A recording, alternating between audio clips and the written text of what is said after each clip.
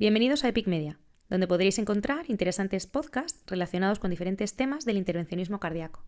Esperamos que os gusten. Muy buenas a todos, bienvenidos a Epic Media, vuestro canal de podcast de cardiología intervencionista. Yo soy Felipe Díez y en esta nueva entrega de novedades en el intervencionismo guiado por IBUS vamos a hablar de lesiones largas en base a un ensayo clínico, un estudio que se ha publicado recientemente en JACC Cardiovascular Intervention, que se denomina Improved 3-Year Cardiac Survival After IBUS Guided Long Test Implantation. Intenta pronunciarlo lo mejor que he podido, pero básicamente es un estudio en el que intenta averiguar si existen diferencias en endpoint duros entre la angioplastia guiada por IBUS en el subgrupo de pacientes con lesiones largas, donde uno puede hipotetizar que una guía con imagen intracoronaria puede aumentar o puede ser potencialmente beneficiosa.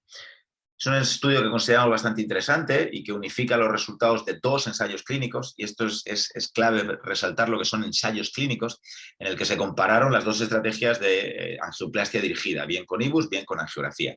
El primer ensayo es el IBUS XPL, que es un estudio específico de lesiones largas que tiene ya resultados a 1 y 5 años publicados, y el segundo estudio es el Ultimate, que yo ya lo conocí, es un ensayo, creo que es un poquito más famoso, un ensayo clínico de all comers, todo tipo de pacientes, que ya tiene resultados a 3 años publicados. Cada uno de los ensayos incluyó a 1.400 pacientes, de los que del Ultimate, por no ser un estudio específicamente de lesiones largas, hubo que sacar 270 pacientes. ¿Por qué? Básicamente porque no cumplían el preespecificado de la definición de lesión larga, que era aquella que tenía más de 28 milímetros de metal durante el intervencionismo. Es interesante resaltar que el endpoint primario fue duro, fue un endpoint de muerte cardiovascular, muerte cardíaca, a 3 años, es decir, un seguimiento a medio o largo plazo. El perfil de pacientes, el habitual de este tipo de estudios de pacientes coronarios, edad media de 65 años, 71% de varones y una buena representación del contexto tanto crónico como agudo. El 38% de los pacientes tenían angina estable, lo cual quiere decir que había un 62% que tenían el contexto agudo, mayoritariamente angina inestable. Y además una buena representación de enfermedad de 1, 2 y 3 vasos, prácticamente cada uno con su perfil. Me ha llamado bastante la atención cuando he analizado las variables, digamos, puramente intervencionistas, en las que hay escasas diferencias estadísticamente significativas entre los dos subgrupos. Uno hubiese esperado que hubiese más diferencias a favor del grupo de IBUS. Las hay, sobre todo en el porcentaje de sobredilatación, 88% versus 79%, y en cuanto a la longitud del stent, 2 milímetros más a favor del grupo de IBUS, estamos hablando de 48 milímetros versus 47. Desde mi punto de vista, escasas diferencias, 2 milímetros, cuando hablamos ya de 40 y pico milímetros. Lo más llamativo, lo más interesante del estudio son sus resultados, puesto que a 3 años vista las curvas Kaplan-Meier se separan desde el inicio, pero es que son progresivamente más divergentes, y esto hace que el hazard ratio de muerte cardíaca sea de 0,43. Estamos hablando de una reducción de la mortalidad cardíaca a 3 años vista de un 57%, alcanzando evidentemente la significación estadística. Estas diferencias se mantienen cuando se analiza un endpoint combinado de muerte cardíaca, infarto agudo de miocardio y trombosis del stem, y se mantienen o son coherentes en todos los subgrupos que se analizan ya previamente preespecificados. Diabetes, edad, sexo, tipo de presentación. Únicamente en el único subgrupo donde parece que son o que presentan los resultados más neutros es en aquellos pacientes que únicamente tienen enfermedad de un vaso.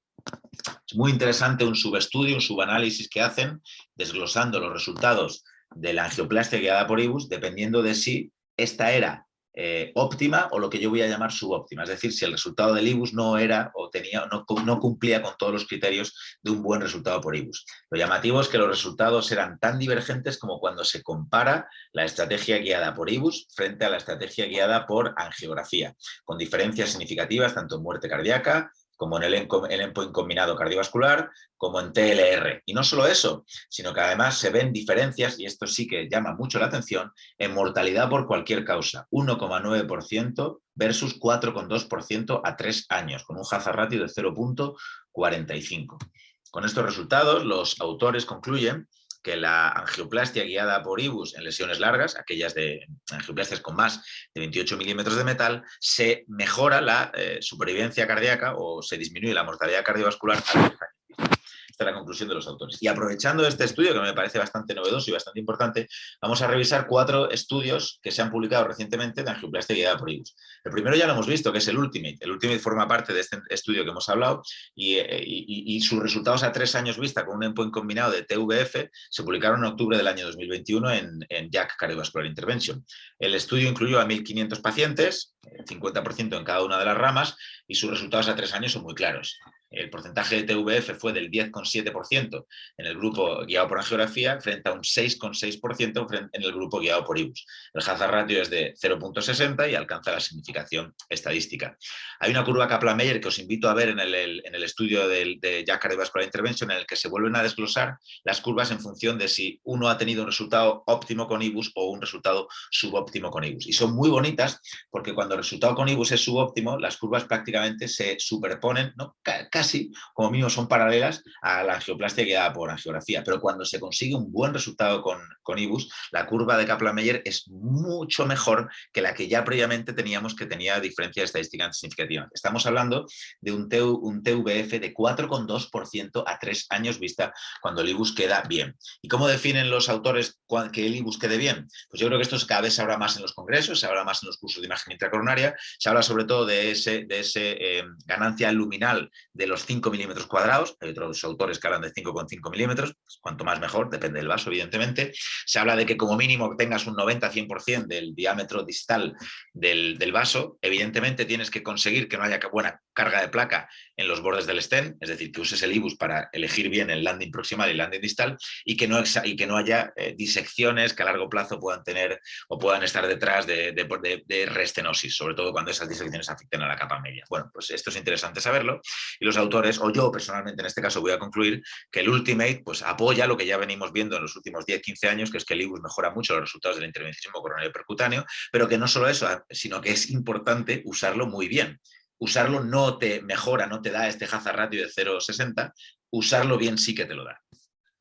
Os voy a contar también los resultados del Main Compare, que se publicó a finales del año 2021 en Circulation Cardiovascular Intervention. En este caso no es un ensayo clínico, es un registro de vida real, bastante antiguo, entre comillas, del año 2000-2006, y se realizó en tronco, donde todos entendemos que el beneficio del IBUS, pues yo creo que está más consolidado. Lo más interesante del estudio son dos cosas.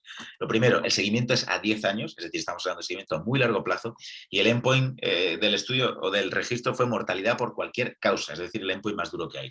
Se incluyeron 975 pacientes en este registro, de los que la mayoría, 756, se realizó angioplastia guiada por IBUS. Es decir, aquí estamos hablando de una relación prácticamente 3-1 de IBUS frente a no IBUS. Los resultados a 10 años vista son, si se puede decir, espectaculares.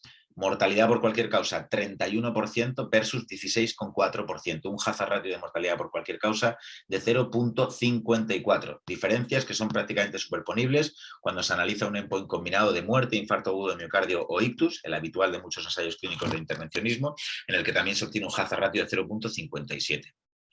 Estos resultados se mantienen cuando se analizan con puntuación de propensión o cuando se hace un inverse probability weighting. Prácticamente los hazard ratio, aunque son un poquito más débiles, mantienen la significación estadística.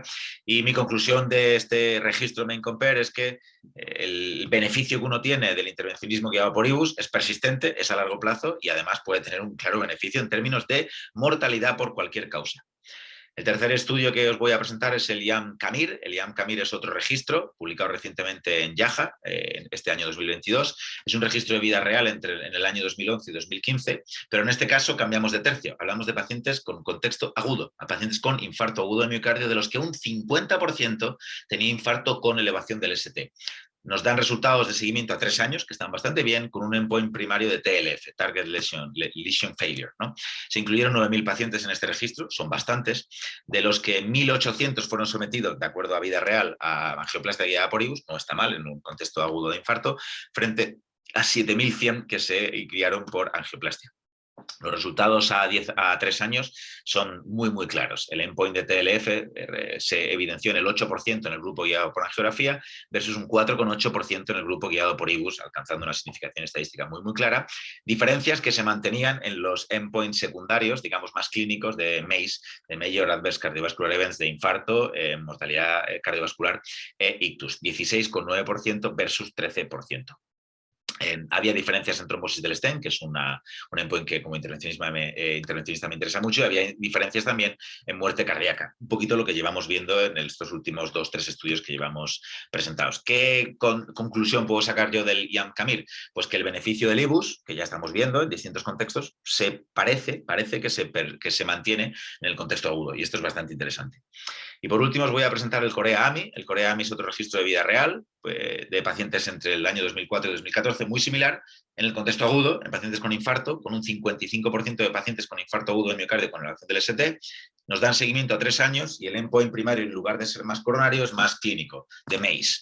Se incluyeron 9.000 pacientes y os juro que he tenido que buscar que no sea el mismo estudio. Los autores son distintos, el grupo son distintos, pero muy parecido al que acabamos de ver. Y en este caso el uso de IBUS fue de 2.200 casos frente a 7.800 en los que no se usó IBUS. Endpoint clínicos siguen la misma dinámica.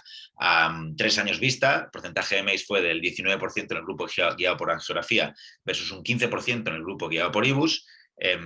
Con diferencias a nivel de muerte cardiovascular, de infarto agudo de miocardio, de TLR y además con diferencias cuando se desglosan los resultados a partir del año y en el primer año, con diferencias que se van haciendo cada vez más divergentes, no solo en el primer año, sino también entre el 1 y el tercer año, lo cual habla un poco de la importancia que tiene que las lesiones queden bien cuando se analizan con IBUS.